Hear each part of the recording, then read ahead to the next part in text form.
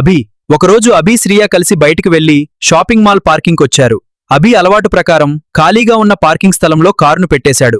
అభిషేక్, మీరు కారును సరిగ్గా పార్క్ చేయలేదు. ఏమైంది శ్రియ? లైన్లోనే కదా పెట్టాను.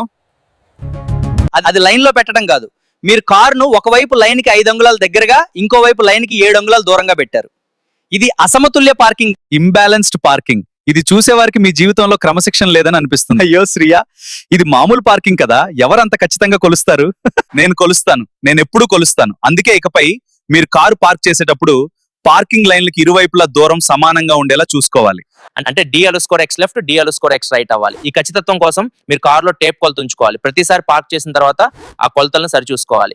సరే శ్రియ, డ్రైవింగ్ కంటే పార్కింగ్ చేయడమే మహా కష్టమైన పనిలా మారిపోయింది. ఆ రోజు నుండి అభి పార్కింగ్ స్థలంలో కారు ఆపగానే డోర్, ఒక మనిషి తన కారుని పార్కింగ్ లో పెట్టేవాడు. అతని కారుని తెరిచి టేప్ కొలత తీసుకుని లైన్ కి మధ్య దూరం కరెక్ట్ గా ఉందో లేదో చెక్ చేసేవాడు. ఇది చూసి పక్కన పార్క్ చేసేవాళ్ళు కూడా తమ పార్కింగ్ సరిగ్గా ఉందో లేదో అని కొలుచుకోవడం మొదలు పెట్టారు.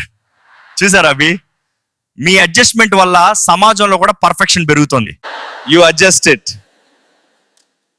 I hope you liked the car parking story because it was a funny story.